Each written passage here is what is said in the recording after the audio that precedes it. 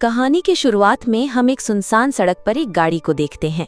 ये गाड़ी बहुत ही खराब हालत में होती है, जिसके चारों तरफ शीशे की जगह किसी खतरे से बचने के लिए मजबूत जाली लगाई गई होती है। ये देखकर हमें पता चलता है कि इस इलाके में जरूर कुछ ऐसा है जो बहुत ज्यादा खतरनाक है। और तभी ये गाड़ी एक गैस स्टेशन पर जाकर रुकती है, जहाँ से एक आदमी बंदूक हाथ में लिए बाहर निकलता है। इस आदमी का नाम थॉमस है। थॉमस सबसे पहले गैस स्टेशन के पास वाले घर के अंदर जाता है और वहाँ वो घर का हर एक कोना चेक करता है कि कहीं कोई खतरा तो नहीं। लेकिन अंदर उसे कोई खतरा महसूस नहीं होता। लेकिन जैसे ही वो घर से बाहर निकलता है, फौरन करीब रखा हुआ फ्रिज जोर से हिलने लगता है और उसमें से अजीब सी आवाजें आने लगती हैं। ये देखकर थॉमस घबरा जाता है और जब वो फ्रिज खोलकर देखता है तो अंदर उसे एक ज़ॉम्बी नजर आता है। ये देखकर थॉमस जल्दी से एक रॉड उठाकर फ्रिज को अच्छी तरह लॉक कर देता है। इसके बाद फ्रिज से और भी तेज आवाजें आने लगती हैं। अब थॉमस एक चेन से इस फ्रिज को अपनी गाड़ी के साथ जोड़ देता है। फिर थॉमस अपनी गाड़ी वो फ्रिज स्टार्ट करता है और उसे घसीटते हुए धूप में ले आता है। फिर थॉमस गाड़ी से उतरकर फ्रिज से थोड़ी दूर खड़ा हो जाता है और बंदूक से फ्रिज के लॉक को गोली मारकर तोड़ देता है। इसी वक्त फ्रिज से एक ज़ॉम्बी बाहर निकलता है। जैसे ही ज़ॉम्बी बाहर आता है, उसके जिस्म पर सूर्य की रोशनी पड़ती है। वो जलने लगता है और धुआं निकलता हुआ तड़प रहा होता है। कुछ ही देर में वो ज़ॉम्बी मर जाता है। ये देखकर हमें पता चलता है कि ये ज़ॉम्बी सूर्य की रोशनी बर्दाश्त नहीं कर सकते। सूर्य की रोशनी उनकी जिल्द को जलाता है। इसी वजह से ये ज़ॉम्बी दिन में सोते हैं और रात को शिकार के लिए बाहर निकलते हैं। अब यहाँ थॉमस वापस गाड़ी में बैठकर आगे की तरफ निकल पड़ता है और कुछ ही देर बाद वो एक शहर में पहुँचता है, जहाँ थॉमस खाना ढूंढने के लिए एक बड़े घर के अंदर जाता है। घर के अंदर जाते ही हम देखते हैं कि घर का सारा सामान इधर उधर बिखरा हुआ है। तब थॉमस बहुत ही चौकस होकर घर के हर कोने को देखता है कि कहीं यहाँ ज़ॉम्बी तो नहीं, और तभी उसे किचन में एक मुर्दा आदमी दिखाई देता है जिसे ज़ॉम्बी ने मार दिया था। तब थॉमस होश में आ जाता है और जैसे ही वो थोड़ा आगे बढ़ता है, उसे सामने एक और मुर्दा आदमी नजर आता है। अब जब थॉमस उस आदमी के करीब पहुंचता है तो सामने दरवाजे पर एक आदमी खड़ा होता है जो बिल्कुल भी हरकत नहीं कर रहा होता और एक ही जगह जमकर खड़ा होता है। ये देखकर थॉमस उससे बात करने लगता है, लेकिन वो आदमी कोई जवाब नहीं देता। जवाब न मिलने पर थॉमस उस पर गोली चलाने लगता है, मगर गोली लगने के बावजूद वो आदमी जरा सा भी हरकत नहीं करता। ये देखकर थॉमस उलझन में पड़ जाता है और उस आदमी के करीब जाने लगता है। लेकिन जैसे ही थॉमस उसके करीब जाकर पर्दा हटाता है तो उसे पता चलता है कि ये एक औरत है जिसने खुदकुशी कर ली है। अभी थॉमस समझ नहीं पाता कि ये उसके लिए बनाया गया जाल है कि अचानक पीछे से एक ज़ॉम्बी आकर थॉमस पर हमला कर देता है। थॉमस मुश्किल से खुद को बचाते हुए उस ज़ॉम्बी को नीचे गिरा देता है और उसे गोली मारकर हलाक कर देता है। गोली की आवाज़ सुनकर वहाँ और भी कई ज़ॉम्बीज़ थॉमस की तरफ दौड़ते हैं। थॉमस रेंगते हुए धूप की तरफ निकलने लगता है, लेकिन तभी पीछे से एक और ज़ॉम्बी उसे पकड़ लेता है, पर थॉमस उसे लात मार के खुद को बचा लेता है और बाहर आकर घर की छत पर बैठ जाता है, जिससे उसकी जान बच जाती है, क्योंकि अब ज़ॉम्बी उसे काटने के लिए धूप में नहीं आ सकते थे। तभी थॉमस को बाहर से किसी की आवाज़ आती है। वो सुनकर थॉमस उस तरफ चलने लगता है और तभी उसे छत से नीचे सड़क के बीचों बीच एक लड़की बैठी नजर आती है। वो लड़की धूप में सर नीचे झुका के बैठी होती है। ये देखकर थॉमस इतना तो समझ जाता है कि ये लड़की कोई ज़ॉम्बी नहीं है, क्योंकि अगर ये कोई ज़ॉम्बी होती तो धूप की वजह से वो जल जाती। लेकिन थॉमस को समझ नहीं आ रहा होता कि ये लड़की अकेली ऐसे क्यों बैठी है। और तभी वहाँ एक गाड़ी आती है। गाड़ी में मौजूद लोग सड़क के बीच में एक लड़की को बैठा देखकर गाड़ी रोक लेते हैं और उसमें से 4 लोग बंदूकें लेकर बाहर निकलते हैं, जिनमें एक लड़की भी होती है जिसका नाम सारा है। इन चारों में से एक आदमी बड़ी एहतियात से उस लड़की की मदद को आगे बढ़ता है जो सड़क पर बैठी होती है, लेकिन उसे पता नहीं था कि ये उनके लिए एक जाल है। और जैसे ही वो लड़की के करीब पहुंचता है, तभी ऊपर से कोई उसे गोली मार देता है, जिससे उस आदमी की मौत हो जाती है। ये देखकर उस आदमी के बाकी साथी गाड़ी के पीछे छुप जाते हैं। यहाँ हमें पता चलता है कि उस लड़की को एक गैंग वाले चाल के तौर पर इस्तेमाल कर रहे हैं। अब दोनों ग्रुप्स के दरमियान फायरिंग शुरू हो जाती है, लेकिन जिस ग्रुप का एक आदमी मारा गया होता है उसमें अभी सिर्फ 3 ही लोग जिंदा बचे होते हैं। इसलिए वो लोग दूसरे ग्रुप के मुकाबले में कमजोर हो जाते हैं और देखते ही देखते वो दूसरा ग्रुप उनके 2 और साथियों को भी मार देता है। अब सिर्फ सारा नाम की वो लड़की जिंदा है। बच्ची थी और ये सब ऊपर छत से थॉमस देख रहा होता है। इसके बाद गैंग के सारे लोग बाहर आते हैं और गैंग वाले सारा पर बंदूक तानकर उसे चारों तरफ से घेर लेते हैं। अब यहाँ गैंग का लीडर सारा के पास आता है और सारा को छेड़ने लगता है। तब सारा उससे कहती है कि तुम्हें बंदूक, गाड़ी, पैसे जो चाहिए ले लो, लेकिन मुझे जाने दो। गैंग का लीडर सारा की एक भी बात नहीं सुनता और वो सारा के साथ जबरन करने लगता है। तभी पीछे से थॉमस बंदूक से उन लोगों को गोलियां मारने लगता है और एक एक करके गैंग के सारे लोगों को मार डालता है। थॉमस गैंग के लीडर को भी जख्मी कर देता है। यहाँ गैंग का लीडर गिड़गिड़ाते हुए सारा से माफी मांगता है और थॉमस से कहता है कि मेरी जान बचा लो और जो चाहिए ले जाओ, बस मेरी जान बचा के मुझे अपने साथ ले चलो। लेकिन अब काफी देर हो चुकी थी और थॉमस उसे वहीं मरने के लिए छोड़कर जाने लगता है। अब यहाँ इतना सब कुछ होने के बावजूद भी वो लड़की उसी पोजीशन में सड़क के बीचों बीच बैठी होती है। तभी उसके पास सारा आती है और सारा उससे पूछती है कि तुम्हें और तुम्हारे बच्चे को क्या हुआ है। तब वो लड़की अपना बच्चा दिखाती है, जिसे देखकर हमें पता चलता है कि ये कोई असली बच्चा नहीं बल्कि एक बेबी डॉल है और साथ ही हमें मालूम होता है कि इस लड़की का दिमाग ठीक नहीं है। अब यहाँ सारा को इस लड़की पर तरस आ जाता है, इसलिए सारा इसे अकेला नहीं छोड़ना चाहती थी, क्योंकि अगर ये लड़की यहाँ अकेली रह गई तो रात होते ही ज़ॉम्बी इसे नोच कर खा जाएंगे। इसलिए सारा इस लड़की को अपने साथ लेकर सीधा थॉमस के पास जाती है और सारा थॉमस का शुक्रिया अदा करती है। वो थॉमस से कहती है कि अगर तुमने मेरी मदद ना की होती तो मैं अब जिंदा नहीं होती। थॉमस इसकी बातों का खास कोई जवाब नहीं देता। वो कहता है कि मैंने तुम्हारी जान बचाई है, अब तुम जहाँ चाहो वहाँ जा सकती हो। तब सारा कहती है कि मैं शहर के बीचों बीच अपने ग्रुप के साथ रहती हूँ, वहाँ हमारे पास बहुत सा खाना होता है और जहाँ हम रहते हैं वो एक पुलिस स्टेशन है, इसलिए तुम भी हमारे साथ चलो, वहाँ तुम्हें खाना भी मिलेगा और तुम्हारी जान भी महफूज रहेगी। थॉमस को सारा की बात ठीक लगती है, इसलिए थॉमस उसके साथ जाने के लिए राजी हो जाता है। फिर ये तीनों गाड़ी में बैठकर निकल पड़ते हैं। कुछ दूर जाने के बाद सारा बताती है कि हम जिस पुलिस स्टेशन में रहते हैं वो यहाँ से 5 किलोमीटर दूर है। ये सुनकर थॉमस घबरा गया, क्योंकि वो जगह काफी दूर थी और अगर रात हो गई तो ये लोग ज़ॉम्बियों के शिकार बन सकते हैं। इसलिए अब सूरज ढलने से पहले ही उन्हें अपने ठिकाने पर पहुंचना होगा। लेकिन जब ये लोग शहर पहुंचे तब अंधेरा हो चुका था और इनकी गाड़ी की आवाज़ सुनकर हर तरफ से ज़ॉम्बी इनकी गाड़ी का पीछा करने लगे। अब थॉमस पूरी रफ्तार से गाड़ी चलाने लगा, क्योंकि वो जान चुका था कि अगर गलती से भी गाड़ी रुक गई तो ज़ॉम्बी हमें चीर फाड़ देंगे। कुछ दूर आगे जाने के बाद सारा अपने साथियों से वॉकी टॉकी से संपर्क करती है और बताती है कि हम लोग पुलिस स्टेशन पहुंचने वाले हैं, तुम लोग जल्दी से दरवाज़ा खोलो। साथ ही वो अपने साथियों से कहती है कि हमारे पीछे बहुत सारे ज़ॉम्बी भी लगे हैं, इसलिए तुम सब तैयार रहो। ये सुनकर वहाँ के लोग होशियार हो जाते हैं और जो भी बाकी बचे हुए सर्वाइवर थे वो सबको महफूज जगह पर ले जाने लगते हैं और कहते हैं कि हम वापस आने तक कोई भी शोर मत करना। अब यहाँ सब लोग बंदूक लेकर तैयार हो जाते हैं और दीवार पर लगा हुआ एक बटन दबा देते हैं। दरवाज़ा खुलने लगता है। जैसे ही गाड़ी पुलिस स्टेशन के करीब पहुंचती है, थॉमस उन 2 लड़कियों से कहता है कि वो पुलिस स्टेशन की तरफ दौड़े और खुद बंदूक से उन ज़ॉम्बीज़ को गोली मारकर रोकने लगता है। यहाँ सारा की टीम वाले भी ज़ॉम्बीज़ पर फायरिंग शुरू कर देते हैं, जिससे कई ज़ॉम्बीज़ हलाक हो जाते हैं। लेकिन ज़ॉम्बीज़ की तादाद में कोई कमी नहीं आ रही थी, बल्कि जितने भी ज़ॉम्बीज़ आसपास थे वो सब गोलियों की आवाज़ सुनकर उनकी तरफ बढ़ने लगते हैं। इसलिए थॉमस भी जल्दी से पुलिस स्टेशन के अंदर आ जाता है। थॉमस के अंदर आते ही दरवाज़ा बंद हो जाता है। ऐसा लगने लगा था जैसे ही दरवाज़ा बंद होने वाला था, थॉमस बाहर एक बड़ा ज़ॉम्बी मॉन्स्टर देखता है, जिसने अपना चेहरा चादर से ढांप रखा था। वो ज़ॉम्बी देखकर थॉमस उस पर कई गोलियां चलाता है, लेकिन गोलियां उस पर बिल्कुल असर नहीं कर रही थीं। ज़ॉम्बी थॉमस को बहुत गुस्से से घूर रहा होता है और थॉमस भी उसे गुस्से से घूर रहा होता है। ये देखकर अंदाज़ा होता है कि ये दोनों एक दूसरे को पहले से जानते हैं और इनके दरमियान पहले से दुश्मनी है। अब यहाँ दरवाज़ा बंद होने के बाद एक बूढ़ा, जो यहाँ का चीफ है, वो सारा से पूछता है कि ये बंदा कौन है और तुम्हारे साथ क्या कर रहा है। तो सारा बताती है कि हम पर एक गैंग के कुछ लोग हमला कर गए थे, जिसमें मेरे साथ 3 लोग मारे गए और मैं भी इस गैंग वालों के हाथों मारे जाने वाली थी। लेकिन तभी थॉमस वहाँ आ गया और उसने मेरी जान बचाई। अब यहाँ का चीफ थॉमस से पूछता है कि तुम कौन हो और यहाँ क्या करने आए हो।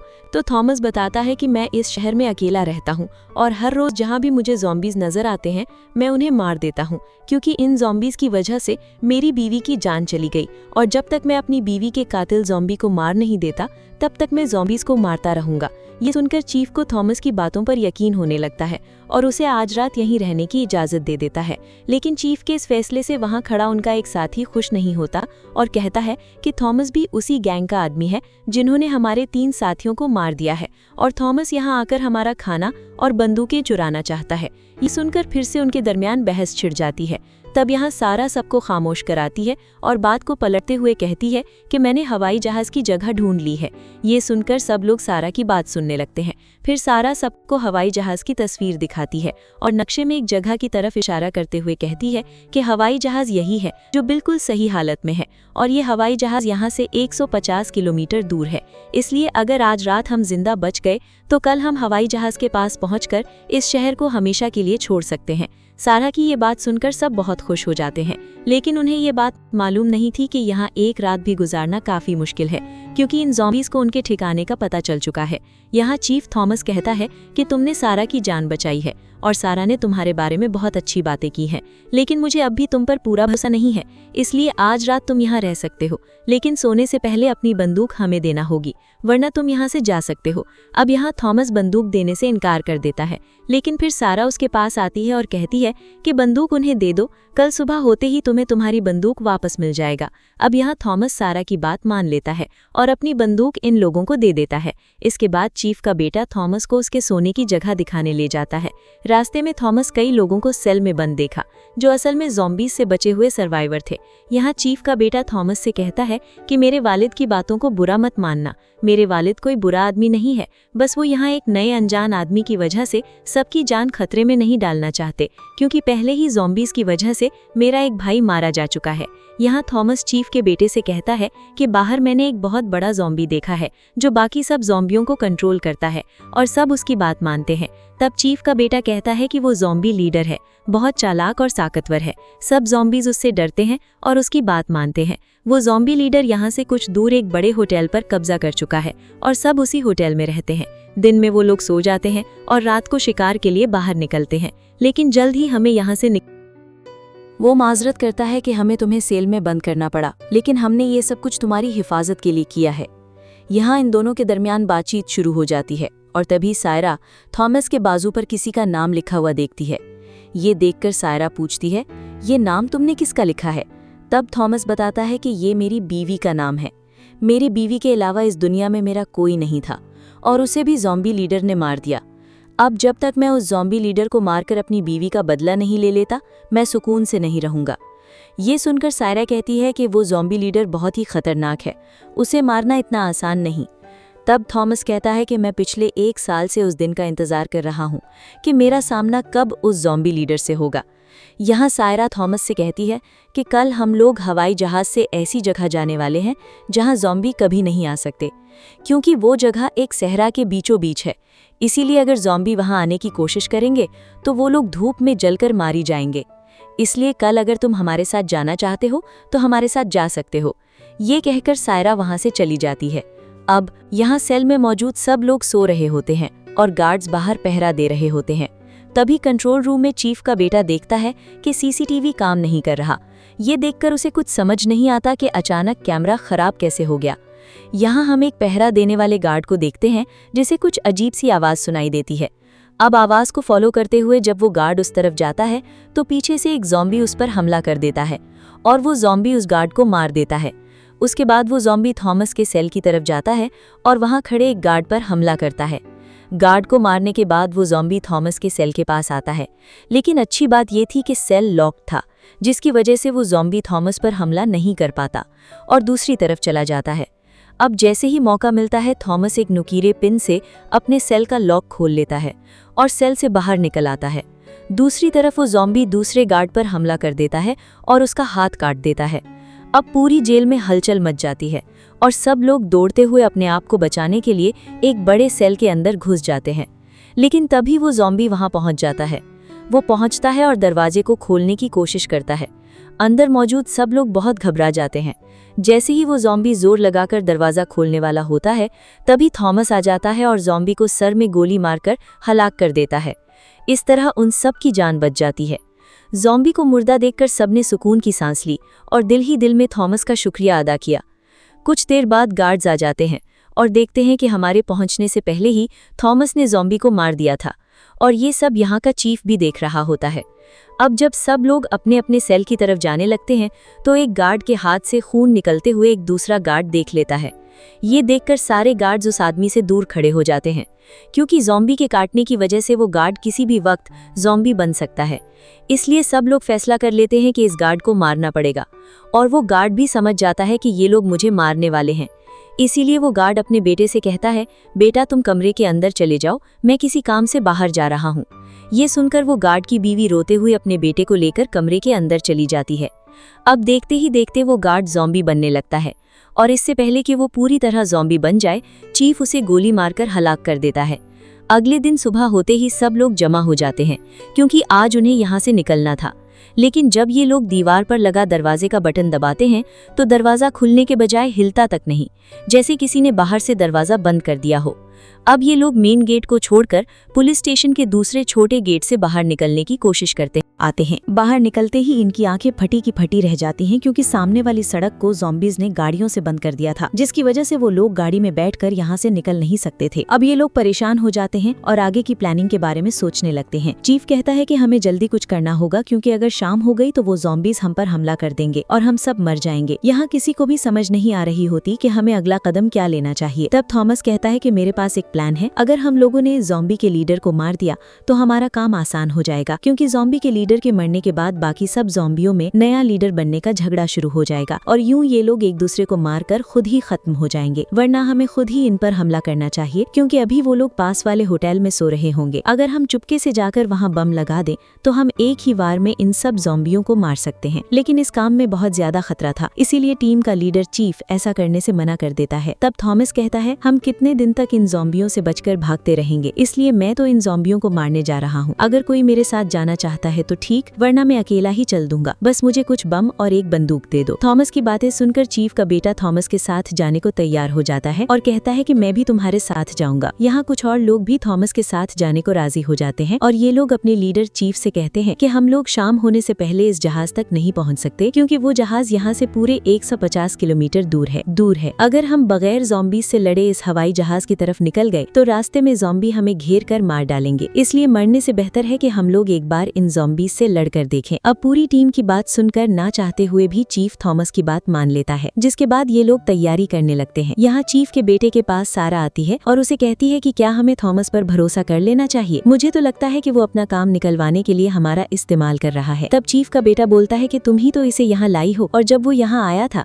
तब तुमने उसका साथ दिया था, और अब क्यों ऐसी बातें कर रही हो? उसने तुम्हारी जान बचाई है, और जब रात को यहाँ ज़ॉम्बी घुसाया था तब थॉमस ने यहाँ के सब लोगों की जान बचाई थी, और उसका ज़ॉम्बी से लड़ने का आइडिया बिल्कुल ठीक है, क्योंकि अगर हम लोग इन ज़ॉम्बी से लड़कर अपनी जान को दांव पर नहीं लगाएंगे तो हम पर कभी भी हमला हो सकता है, और यहाँ जो भी बच्चे बूढ़े जवान बच जाने वाले हैं वो सब मारे जा सकते हैं। अब यहाँ ये लोग पूरी तैयारी कर लेते हैं और 3 ग्रुप्स बना लेते हैं, जिनमें से एक ग्रुप यहीं पुलिस स्टेशन में रहकर यहाँ के लोगों का ख्याल रखने के लिए रुक जाते हैं। दूसरा ग्रुप कुछ गाड़ियाँ तलाश करने निकल पड़ता है, ताकि ज़ॉम्बी मारने के बाद सब लोग गाड़ियों में बैठकर यहाँ से निकल सके। और तीसरा ग्रुप ज़ॉम्बी से लड़ने के लिए अपने होटल की तरफ चल पड़ता है, जिसमें थॉमस, चीफ का बेटा और कुछ और साथी शामिल होते हैं। कुछ देर बाद ये लोग होटल पहुंच जाते हैं। वहाँ ये लोग बहुत खबरदार होकर आगे बढ़ते हैं। होटल के अंदर हर तरफ घना अंधेरा छाया होता है, इसलिए ये लोग टॉर्च लाइट से हर कोने को तलाश करने लगते हैं। तभी अचानक एक कमरे से इन्हें एक अजीब सी घूरने की आवाज सुनाई देती है। ये सुनकर वो फौरन कमरे में टॉर्च ऑन करते हैं। अंदर का मंजर देखकर इन्हें पता चलता है कि एक ज़ॉम्बी किसी इंसान को खा रहा है, और अब वो ज़ॉम्बी इन्हें भी देख लेता है, इसलिए ये लोग फौरन उस ज़ॉम्बी को गोली मारकर हलाक कर देते हैं। इसके बाद ये लोग दोबारा बाकी ज़ॉम्बीज़ को ढूंढने के लिए आगे बढ़ते हैं और चलते चलते होटल के बेसमेंट तक पहुंच जाते हैं। वहां का मंजर देखकर इनकी आंखें खुली की खुली रह जाती हैं, क्योंकि वहां एक दो नहीं बल्कि बेशुमार ज़ॉम्बीज़ सो रहे होते हैं। वहां मौजूद लोग डरे हुए थे कि अगर थोड़ी सी भी आवाज से कोई ज़ॉम्बी जाग गया तो हम सब के टुकड़े टुकड़े हो जाएंगे। मगर खुशी की बात ये थी कि सारे ज़ॉम्बीज़ एक साथ ग्रुप में सो रहे थे, इसलिए अगर यहाँ चारों तरफ बम लगा दिया जाए तो एक ही धमाके से सारे ज़ॉम्बीज़ मारे जा सकते हैं। लेकिन ये काम बहुत खतरनाक था, इसलिए कोई भी ज़ॉम्बीज़ के बीच से गुजरते हुए बम रखने को तैयार नहीं था। तभी एक सिपाही अपनी जान पर खेलकर ज़ॉम्बीज़ के दरमियान बम रखने को तैयार हो जाता है। फिर वो सिपाही बम उठाकर बहुत ही आहिस्ते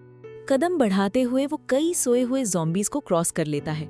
लेकिन जैसे ही वो ज़ॉम्बीज़ के दरमियान पहुंचता है, अगला कदम रखने वाला होता है कि एक ज़ॉम्बी उसी तरफ पलट जाता है। ये देखकर डर के मारे वो सोल्जर एक जगह जम जाता है और बिल्कुल भी नहीं हिलता, क्योंकि उसे पता था कि अगर वो थोड़ा सा भी हिला तो उसकी मौत यकीनी है।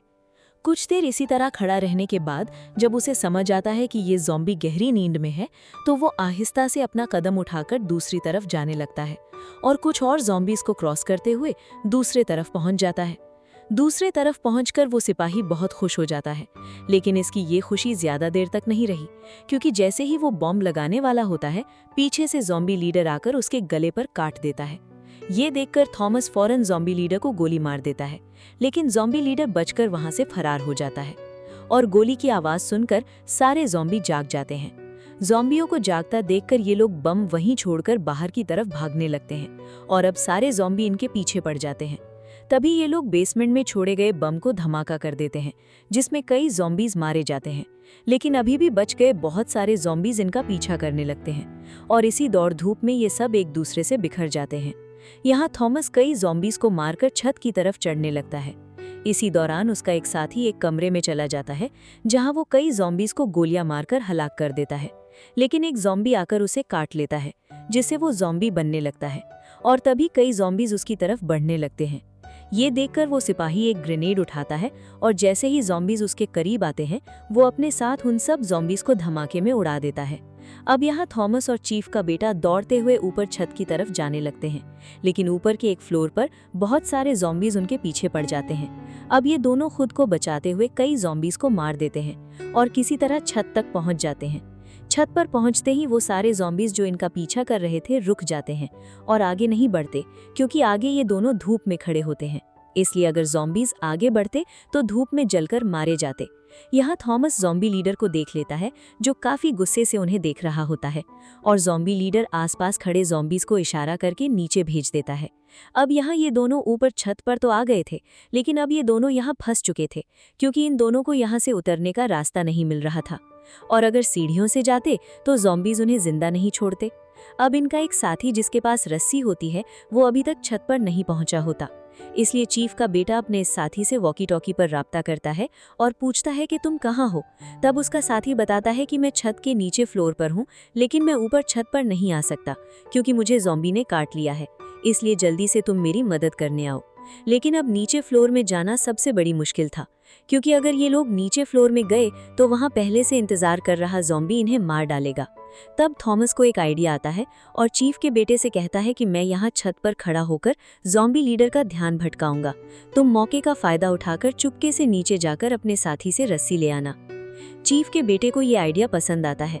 इसके बाद थॉमस धूप से थोड़ा आगे बढ़कर अंधेरे में खड़ा हो जाता है और ज़ॉम्बी लीडर को जोर जोर से बुलाने लगता है और कहता है कि मैं यहाँ हूँ, आकर मुझ पर हमला करो।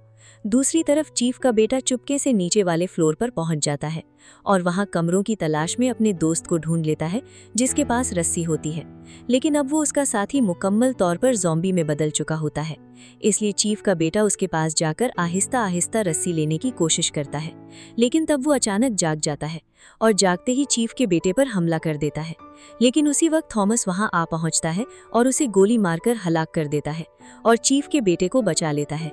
फिर ये दोनों रस्सी लेकर दोबारा छत पर आ जाते हैं और फौरन रस्सी खोलकर नीचे उतरने की तैयारी करने लगते हैं। लेकिन अचानक चीफ का बेटा देखता है कि उसके हाथ से खून निकल रहा है और वो समझ जाता है कि मुझे ज़ॉम्बी ने काटा है। ये सब कुछ थॉमस भी देख लेता है। अब चीफ का बेटा खुद ही थॉमस से कहता है कि मुझे मार दो, वरना मैं तुम्हारे लिए खतरा बन सकता हूँ। अब चाहते हुए थॉमस चीफ के बेटे को मार देता है। दूसरी तरफ पुलिस स्टेशन में मौजूद लोग गाड़ी का इंतजार कर रहे होते हैं और तभी उनका एक साथी एक गाड़ी लेकर आ जाता है। लेकिन गाड़ी देखकर ये लोग खुश होने की बजाय मायूस हो जाते हैं, क्योंकि इतने सारे लोगों के लिए ये एक गाड़ी काफ़ी नहीं थी।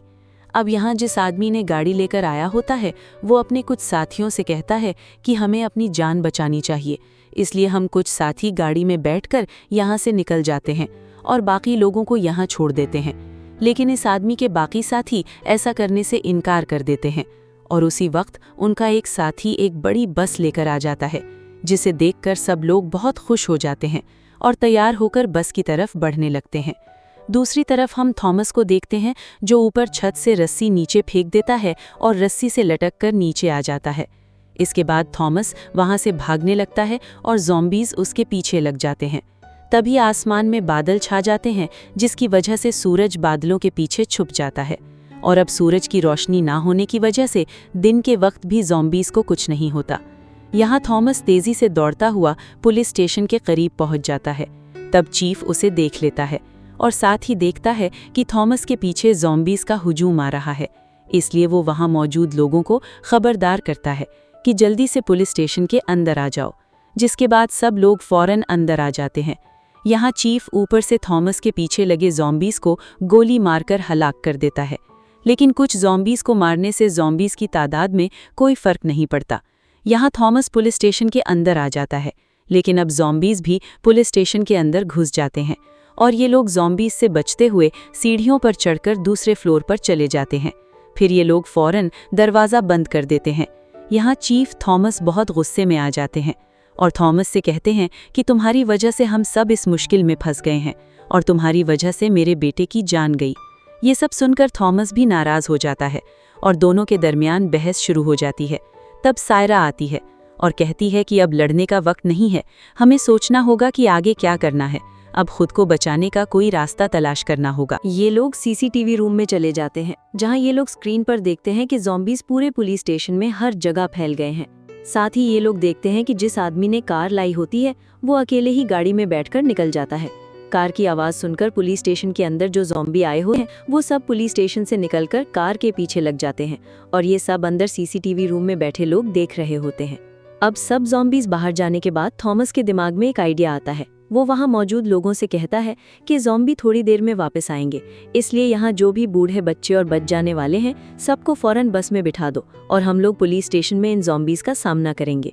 दूसरी तरफ हम देखते हैं कि सब साथी छोड़कर एक बंदा अकेला गाड़ी चला रहा है, जो बहुत तेज़ी से गाड़ी भगा रहा होता है और उसके पीछे ज़ॉम्बीज़ लगे होते हैं। कुछ दूर जाने के बाद आगे का रास्ता बंद हो जाता है, इसलिए वो बंदा गाड़ी को रिवर्स करने की कोशिश करता है, लेकिन तब तक ज़ॉम्बीज़ उसके करीब आ चुके होते हैं और चारों तरफ से उसे घेर लेते हैं। अब वो बंदा समझ जाता है कि ये ज़ॉम्बीज़ मुझे मार के ही दम लेंगे, इसलिए ज़ॉम्बीज़ के हाथों मारे जाने के बजाय वो खुद ही अपनी जान ले लेता है। इधर हम दूसरी तरफ पुलिस स्टेशन का मंजर देखते हैं, जहाँ सब लोग तैयार बैठे होते हैं, क्योंकि उन्हें पता होता है कि कुछ ही देर में ज़ॉम्बीज़ आने वाले हैं। और कुछ ही देर बाद ज़ॉम्बी लीडर पुलिस स्टेशन पहुंच जाता है, जहां वो सब ज़ॉम्बीज़ को अंदर जाने का हुक्म देता है। हुक्म मिलते ही सब ज़ॉम्बीज़ तेज़ी से अंदर की तरफ बढ़ने लगते हैं और यहाँ पहले से तैयार बैठे लोग ज़ॉम्बीज़ पर गोलियां बरसाना शुरू कर